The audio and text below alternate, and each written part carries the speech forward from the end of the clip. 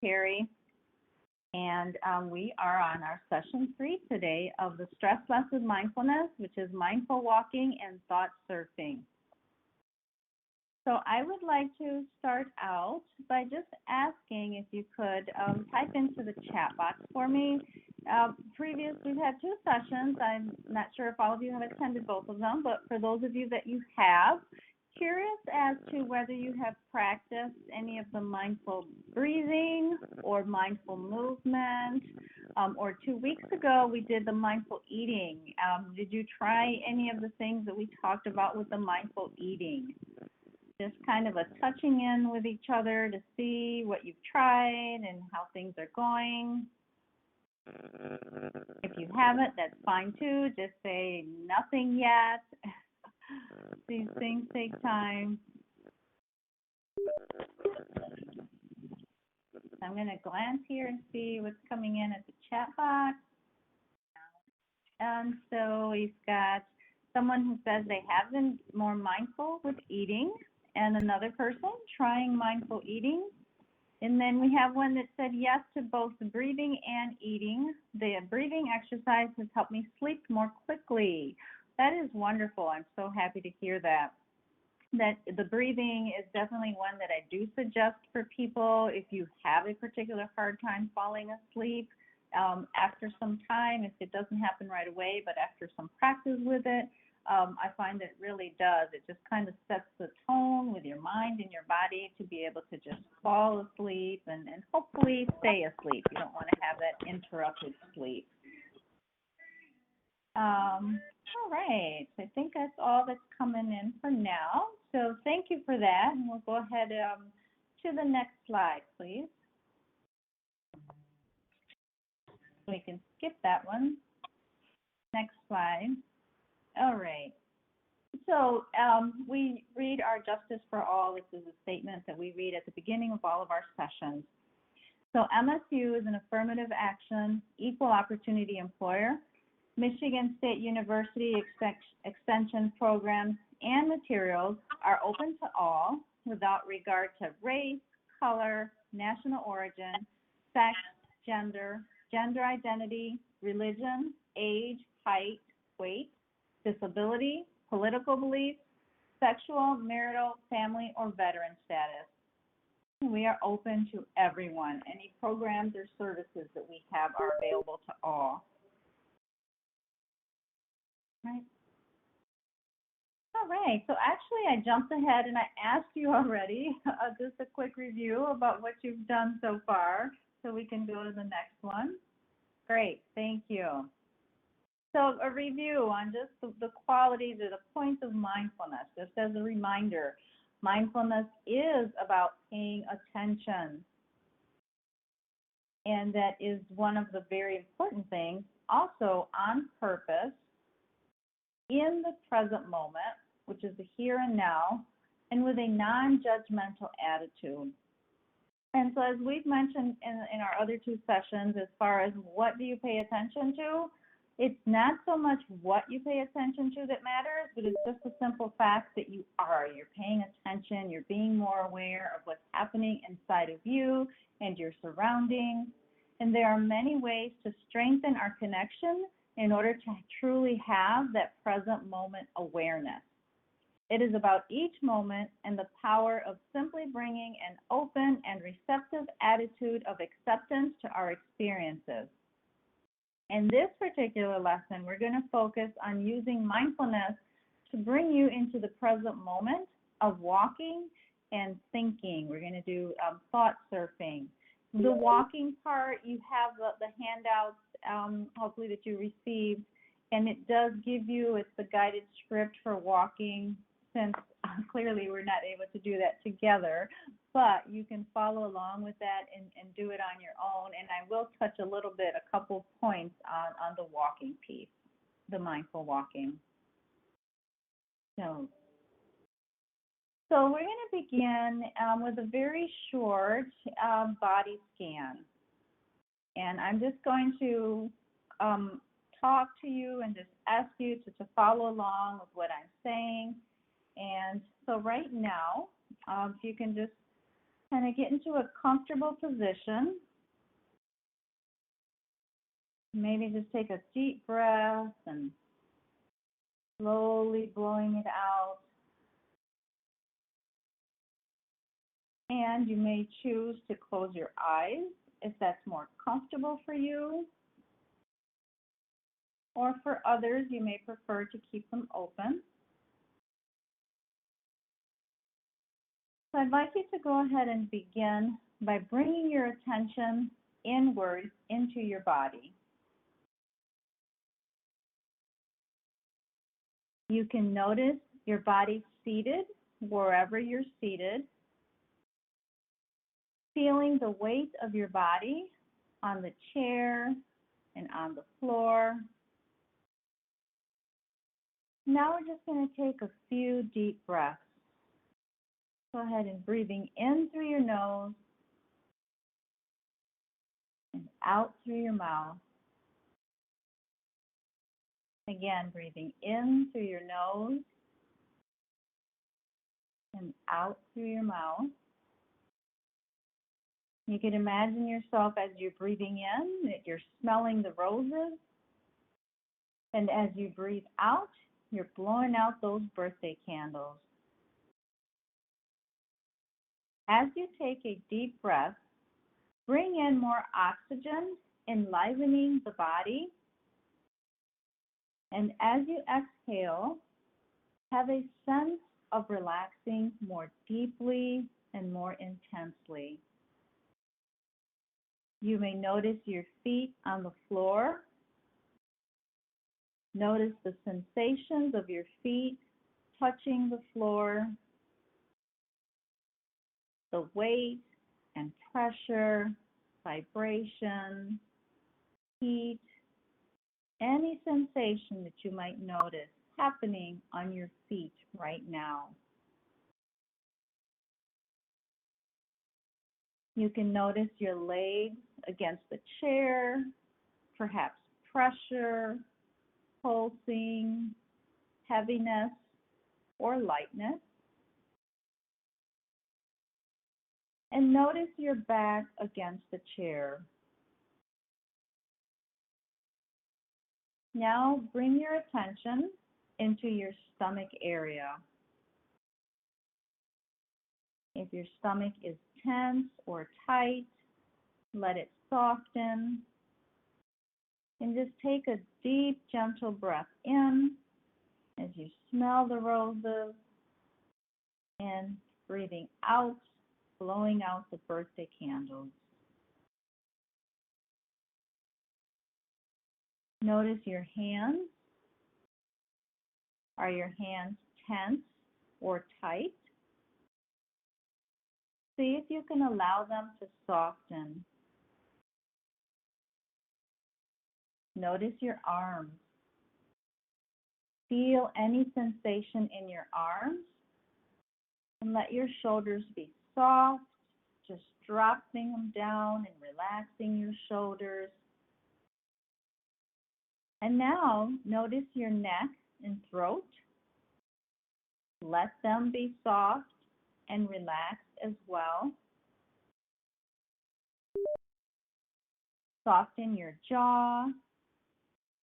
Let your face and facial muscles be soft and not tense.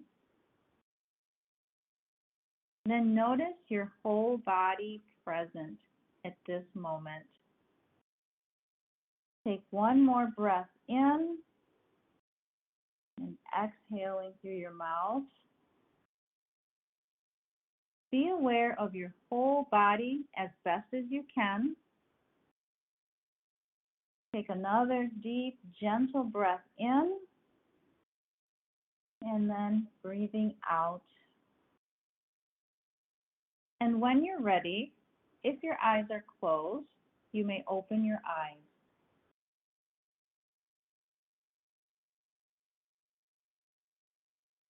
So, a mindfulness body scan meditation is one type of mindfulness meditation that promotes greater awareness of the physical body. It uses the physical sensations of the body and visualization as an anchor to fix the mind in the physical body and, more importantly, in the present moment. So if you'd like to share in the chat box for me what your thoughts were on the body scan. Was it something that you found easy to do and relaxing, or did you have the opposite experience? Was it hard? Was your mind just kind of racing and all over the place? Good. So I have one so far. It says they found it excellent and easy to do. And this 5 minutes, it probably wasn't even 5 minutes. This was very short. Normally we have a videotape that does last 5 minutes. So mine was a lot shorter. That's good to know. I didn't realize that someone says that my voice is soothing. Thank you.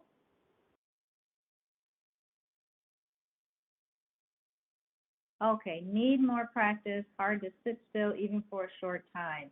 And yes, you know what, like you said, practice, that is definitely one of the keys. It can be difficult, and what short, typically 3 minutes could seem like an eternity, right? If you're having a hard time sitting still. So, which is actually kind of interesting, the comment that was just made, because for some people, they might find even after practice, it's still hard. Maybe it's because you're just kind of a go-getter, you're used to being active. So mindful walking, which is what we're going to touch upon in just a couple slides, that might be more for you, or just doing some other type of mindful movement rather than sitting and doing the body scan or some other type of meditation or breathing exercise. So I guess my suggestion is don't give up. I do think practice is key, but after if you feel like you've practiced enough and it's just not for you, then try one of the other things that involves a little more physical activity. So today we're going to talk about, not exactly practice, but we're going to talk about the mindful walking. We are going to learn about what are some of the things that you can and cannot control, and practice thought surfing, more of actually talking about thought surfing to change our perspective on upsetting thoughts or situations.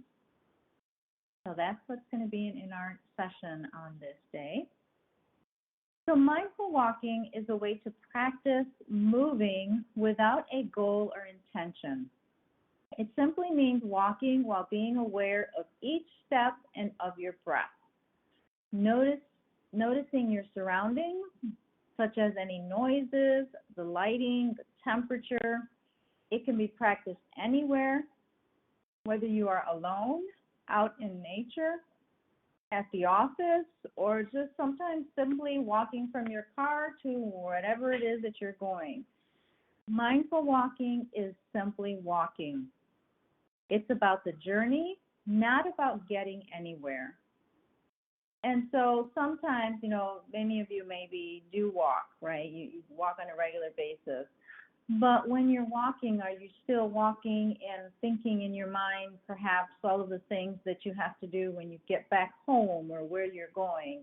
Or your mind is just distracted and you're not really focused on the task at hand, which is the walking. So the walking involves somewhat what we just went through with the body scan. As you're walking, noticing what it feels like with your legs and your feet, right, as you're lifting them up and then putting them back down on the ground, any tension that you might have, the muscles that you're using. And so that's one of the things in terms of mindful walking, where you're really just focused and feeling that walking sensation, what you're doing. If your mind wanders, because our mind does, and it can easily wander, try to just kind of briefly pay attention to what it's wandering to and then bring it back thinking about the walking. Again, focusing on the different parts of your body, what it feels like, noticing, and if it's a nice day out especially, taking all of that in, noticing if it's sunny and the sun is coming down on you, what does it feel like to have that sun on your face or just warming you up, or if it's a cool day and you have the wind out, what does that feel like?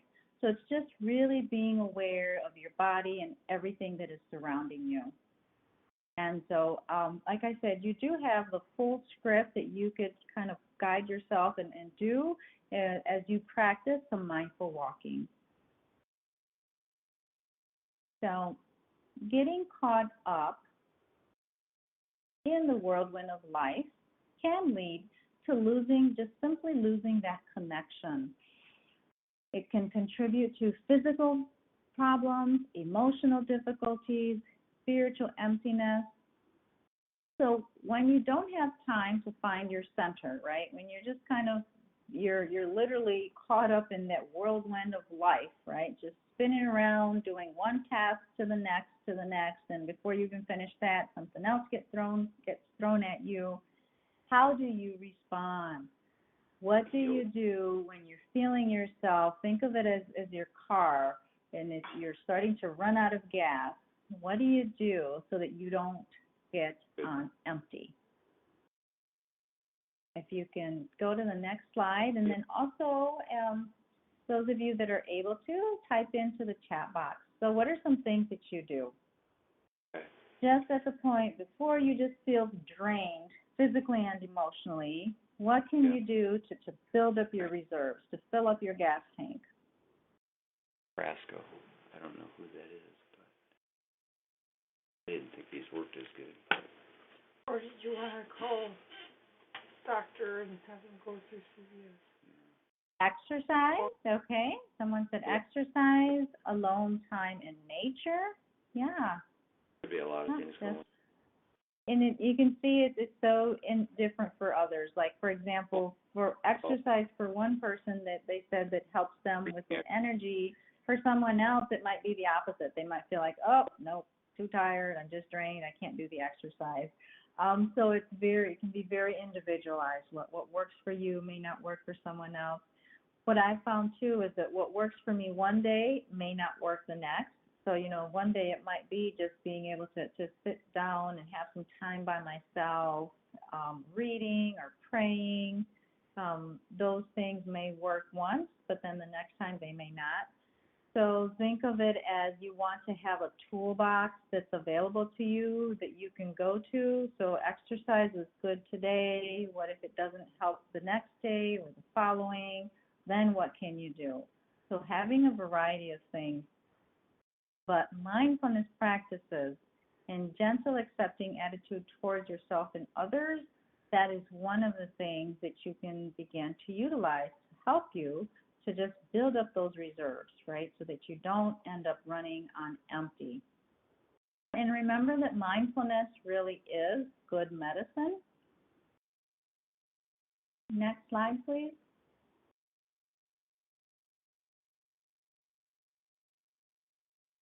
So the power of acceptance.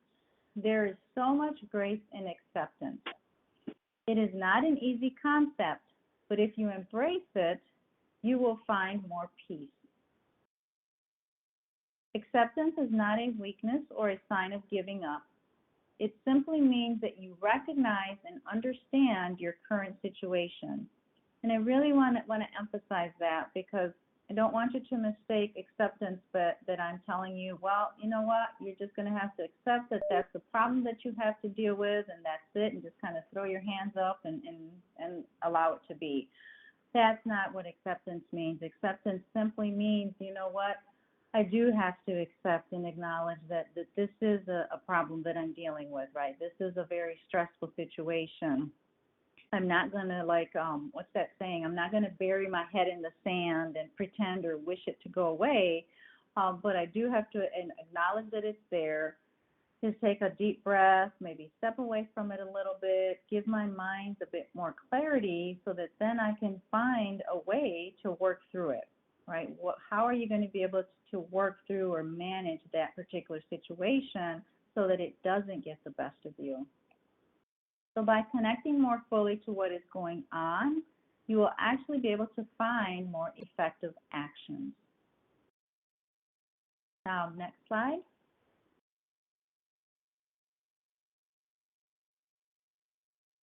So mindfulness works best, and this may sound odd or strange, but it works best when you have no control. This is the Serenity Prayer that probably many of you have heard of or familiar with. So may I have the serenity to accept the things I cannot change or I cannot control, the courage to change the things I can, and the wisdom to know the difference, right? So really being able to discern what can I control and what can't I control. Now, this is a quote that I'd like to read to you. It is from Lisa Loftman. She is an emotional wellness consultant at MSU. And she says, given that it is what it is, who do I want to be? How do I want to move forward? And what is my wisest, most value-guided response in this moment? So again, focusing on what's happening right then and there, what's the best thing that you can do at that particular moment. Rather than sometimes it's almost like we feel like we're in a race and we have to jump in and react and do something right away. And that may not be our wisest or most value-guided decision. It may be that you need to just kind of stop, sit with that, whatever it is for you at that particular moment, kind of take it in, and then think about how can you respond to that situation rather than reacting. Next slide. All right, so this is you do have this particular sheet in your handout, but what we're going to do, if you can go to the next slide, these are things that, kind of have to look at this. So what you would normally do is you would circle the numbers that you believe you have control over. So since the items that you feel you can control, you would want to circle them. What I'm going to do is I'm just going to read a couple of them and ask if you could use the chat box to let me know whether you think that particular item, just type in control if you feel you can control it, and then can't control for the ones that you feel that you can't. So the first one I'm going to read, and I'm not going to do all of them, we'll just do a couple of these. But this one usually gets people. Number 3, how nervous I get. You feel you can control it, just type in control, or those of you that can't, say cannot. So we've got one so far that says they can, cannot, can. Okay, so let's see here. We've got 3 so far that says they can, 1 that says they cannot. Now let's see, I think I have one more person that's typing in. Cannot is public speaking, LOL. We all have our things that can cause us to get really, really nervous. So here's the thing in terms of this one. This is actually something that we cannot control. And I'm just going to explain a little bit about it. You can learn to manage it, and maybe that's why several of you put down that you feel you can control it. But just the simple fact that you get nervous in the first place, that typically is something we cannot control. Because think about it in this way. If you could control it, then you would never get nervous. You just simply wouldn't allow yourself to get nervous, whether it's at that public speaking that someone wrote down, or taking a test, or going in for an interview, or nervous when you're on heights. Some people get nervous, with heights. Well, we can learn to manage it. That's different than actually controlling. And by managing, maybe what tricks do you have up your sleeve? Do you take a couple of deep breaths when you notice that you're nervous before you go into doing that public speech or going into the interview? Do you just kind of do some positive self-talk to yourself? Something funny that I will never forget hearing as far as public speaking. If you are public speaking, do you envision the audience sitting there in their underwear? Whatever things that you do to just kind of help bring your nerves back down, right? So that you don't continue to escalate with that nervousness. So the next one, we'll just do one more here. Let's see, which one do I want to pick?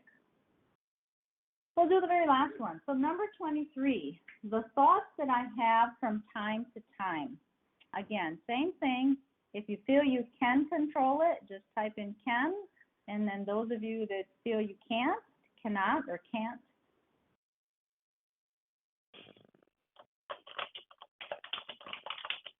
So we have a can't so far.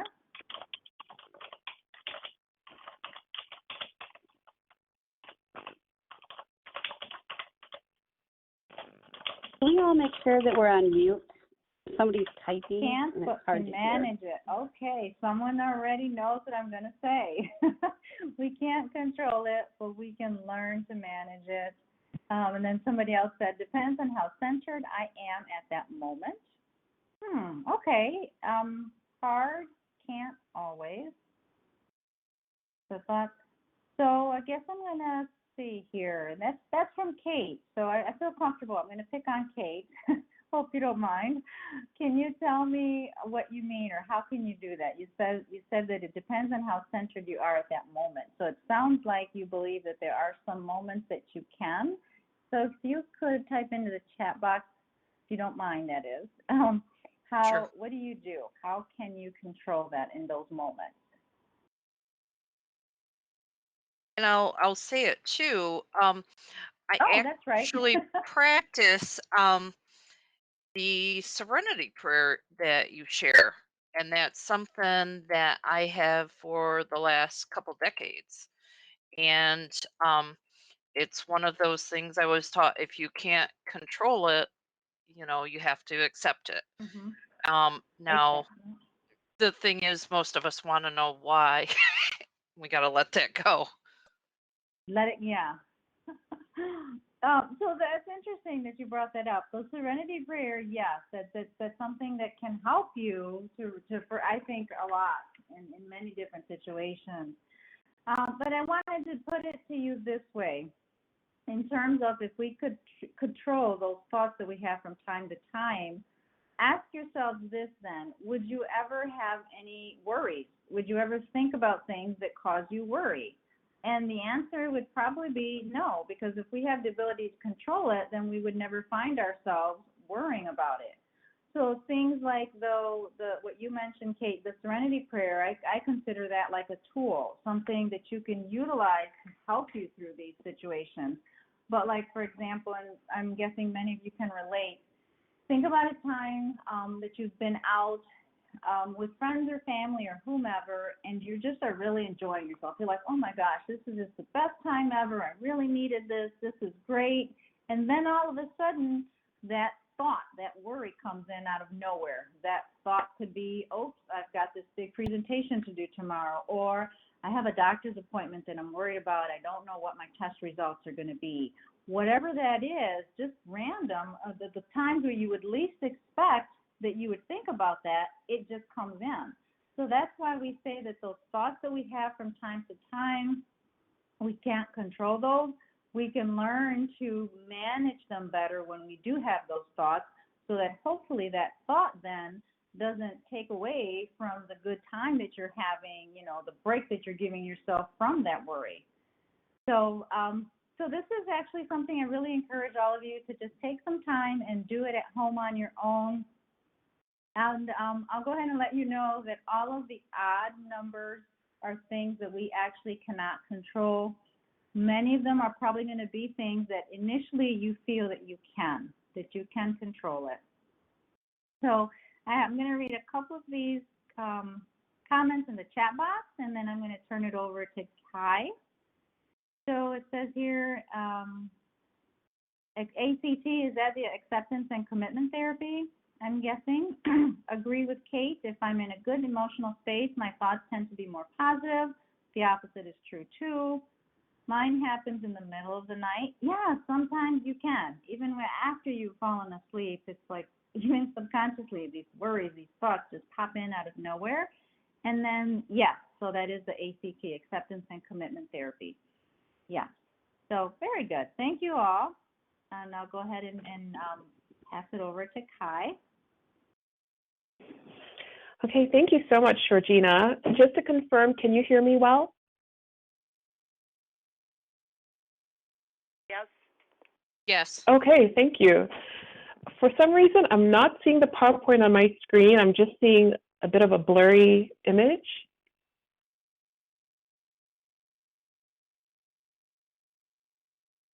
We're looking for the slide that says what you can control.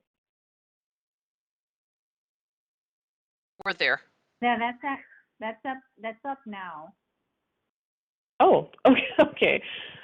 I'll just go with what I have in front of me because I can't see it on the screen. So just based on what Georgina has been sharing, many times there are things we can control, which were the evens in that assessment that you did, and then there are things that you cannot. So let's talk a little bit about how to handle situations that you can control. Many times action tends to work best when the source of pain or stress or harm or frustration is outside of ourselves. And by that I mean when we can use our hands or our feet and our mouth to reduce the stress.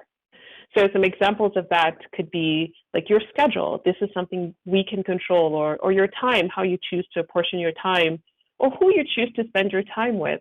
These are things where we can actually have action for things we can control. In the list, we had a couple examples of how I respond to other people. These are the words we say, or what I say and do in a situation. So in these situations, these are cases when we actually have control. If we could move to the next slide, please. So on the converse, what we can't control tends to be when the source of stress is between our ears, when our mind just keeps throwing these random or sometimes unexpected thoughts our way. So it could be thoughts, it could be certain judgments that just throw us for a loop, or perceptions that pop into our mind randomly. And these may be informed by a whole variety of things. It could be informed by our childhood, or things we've watched, or something we just read in the news. And next thing you know, this thought is popping into your mind unexpectedly. So we just want to share that this is all brain work. It's cognitive activity. In these cases, sometimes our mind will tell us that we have control, when in reality we don't. So as Georgina shared before, how nervous I might get, or the thoughts that might pop into my mind from time to time, these are things that we can't always control. If we could move to the next slide, please. So as Georgina had shared a little bit before, acceptance really is one of the tools that we can use in situations where we don't have control over the situation. So how do we handle those situations when we can't control it, which can be bothersome or frustrating at times, or keeping us up at night? The mindful approach really would be to utilize the acceptance approach instead of trying to fight or trying to find this approach to change the situation. So instead of entering into this battle, trying to push the thoughts or trying to fight it, and sometimes even trying to get rid of that feeling that just popped into our mind, we want to just check our expectations of ourselves and of others, try not to blame ourselves or others for things that we cannot control, and try to embrace an attitude of acceptance, accepting the present, realizing that, you know what it is right now. And acceptance really allows us to rest in the present. As we shared earlier, the goal is not just to give in, but it's to handle the emotions or the feelings in a way that we can actually handle them later in a productive way. So sometimes right away, we don't need to take immediate action. But when we are more flexible in dealing with our thoughts, we can de-stress our life and face the changes that come our way. There's a phrase that I'd like to share by Eckhart Tolle. It says, all we really need to do is accept this moment fully. You're then at ease in the here and now, and at ease with yourself. For those of you who may have younger children, this is a book that we sometimes recommend. It's called Tiger, Tiger, Is It True? It's something that you might be interested in checking out. I'll enter it in the chat right now and also place the name of the authors. So I hope you received that. Tiger, Tiger, Is It True? It's by Byron Katie and Hans Wollum. Okay, if we could move to the next slide, please. Okay, so here I trust, because I cannot see it, all I see is a blurry image, so I trust you can see a particular two hands with a tool in between. Can anyone tell me what that toy is that you see? You can enter it in the chat.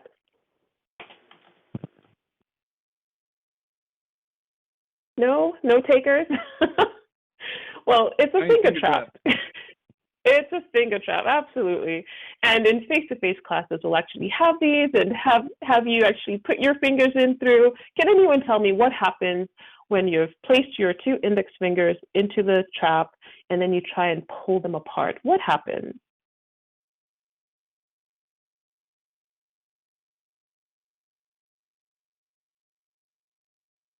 The trap constricts, absolutely. It gets tighter, it's hard. You might even rip it at times, because I have one that got yanked a little bit too hard and it started breaking apart. Now, similarly, when we start struggling with those thoughts or emotions or experiences that might just enter into our mind randomly, it could actually end up leading to increasing our stress and making our lives worse instead of better. So what is the way to actually release those fingers from the trap?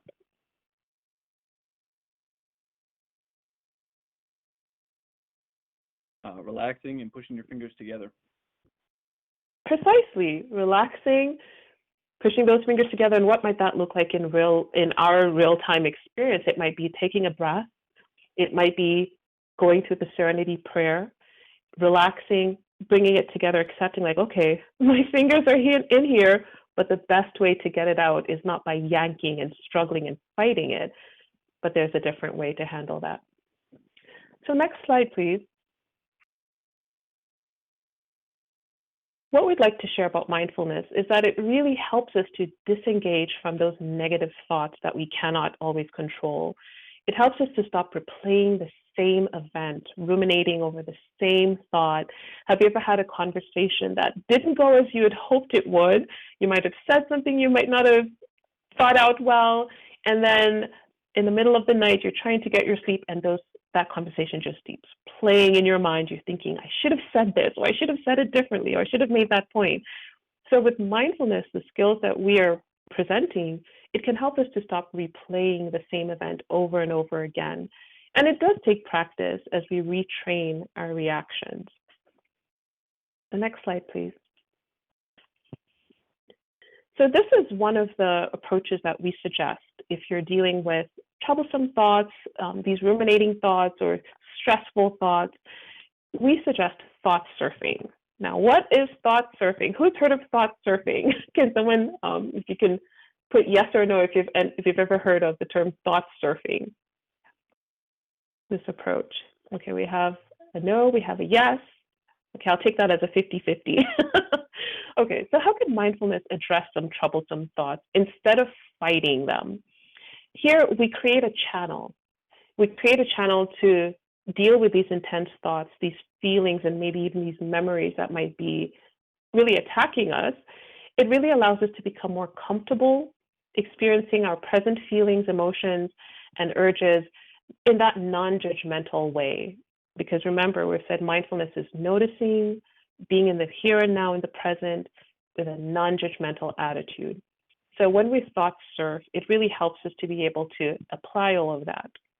And the practice is to allow these thoughts to peak and pass. Just imagine a wave. You've probably been at a beach or one of our lovely Great Lakes, and you've seen the waves peak and pass.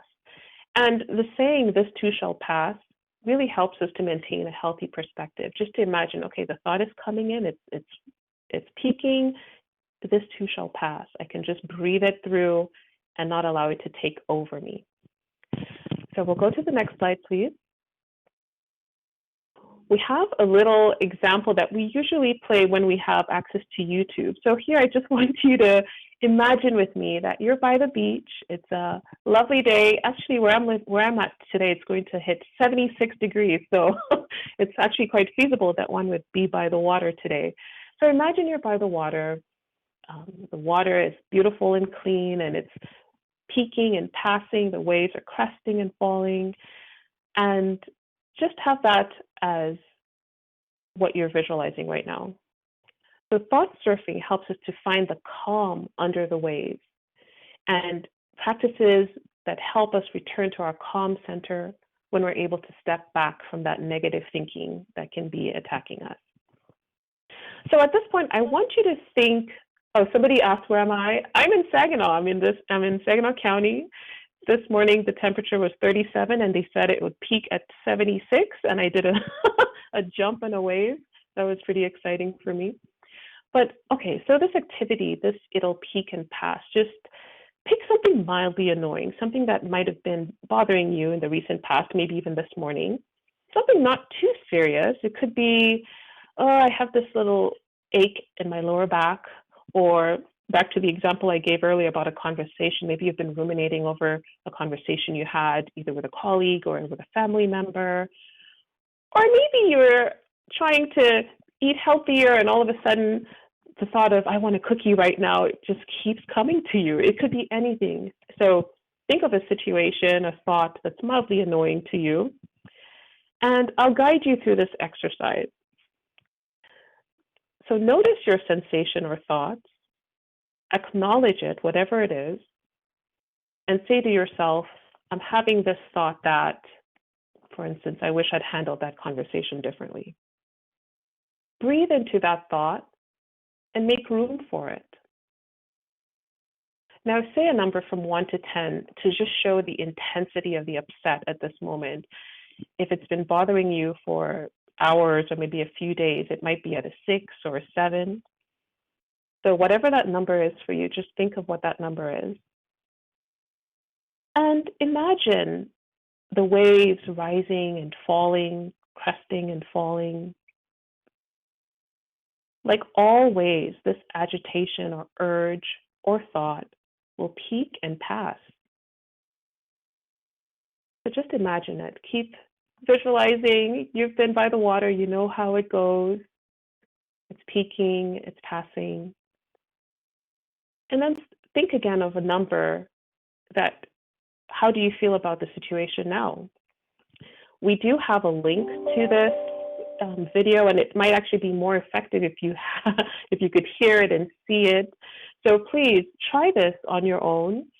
Click the link. It's in the handout that was sent out, I believe, or it's even on the PDF that was sent out. You can just click that and just see what difference it makes. This is thought surfing. So if we can move on to the next slide.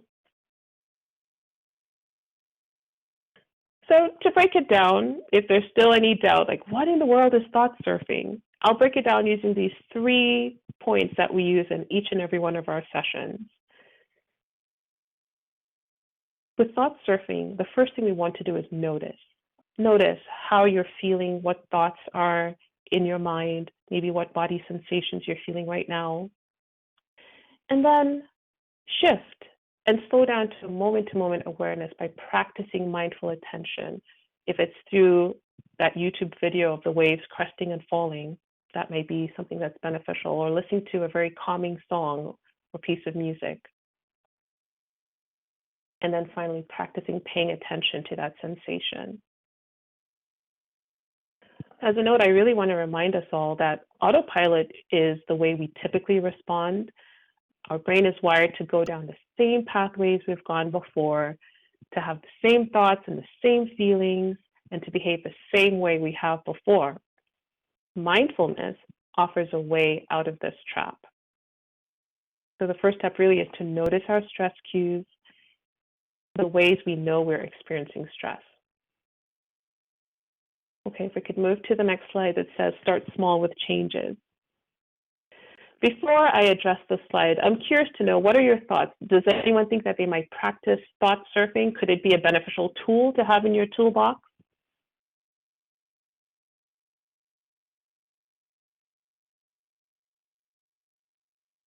I notice a few people are typing. I'll just give you a moment. Okay, someone said, yes, I most definitely need to practice this. Yes, it's already helped. I'm so glad to hear that. That's excellent. Okay, so starting small with changes. As I shared before, if you always do what you've always done, you will always get what you've always gotten. So this is just yet another tool to practice. You can write it on a notepad or just on a piece of paper to yourself. You can say, okay, I intend to surf one thought each day. Or maybe practice mindful walking, as Georgina led us through earlier. You can say, I'll give it a try. I'll try it 2 or 3 days in the next coming week. It's a really good idea to try it out and see if it works for you. There are certain tools that will work better than others, but if you don't try, you'll never know. So thought surfing does take practice, but it helps us to be able to ride the waves of these emotions and these thoughts that might come our way, those that we can't always control. So if we can move to the next slide. Mindfulness in a nutshell.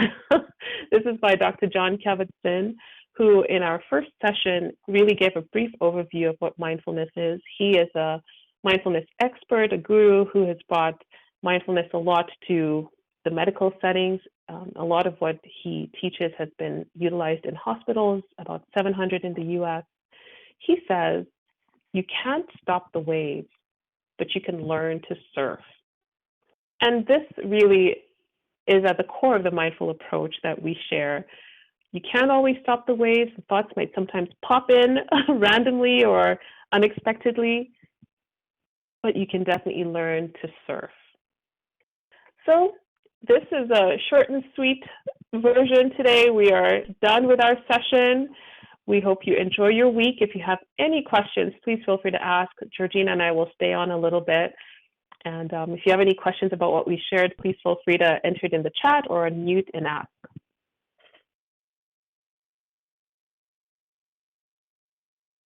Okay, thank you, Kate. I noticed she just entered contacts in the chat. Thank you, everybody, for joining us. As Kai mentioned, they'll stay on for a moment if you have any questions. Great material. I love the Serenity Prayer. I use it all the time, and it helps maintain usually a sense of calm, and lots of other things that I think will be helpful for myself. Again, if you guys, any of you think you want to watch the presentation afterwards, go to that mindfulness page we've set up. We will have that out there shortly. And if you have other things that you would like to learn about, be sure to let us know. And if anybody had any technical difficulties, please email me directly at the MWR Battle Creek, and we will set up a testing time for some of the people who are, so we can figure this out so everybody can have a great viewing experience.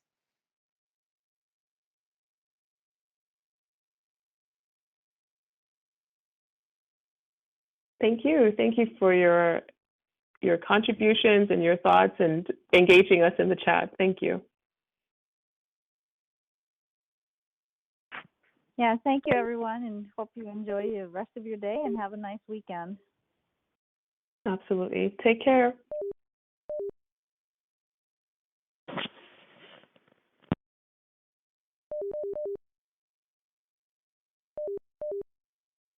Georgina and Kai, can you still hear me? Yes. Would you like to set up a time so we can, I'm gonna go through and see if there's any like new guidance on the new system. And if you want to set up a time so we can try several different things, find something that works for everybody, would that be beneficial? Yeah, I think so. yeah, Yes. absolutely.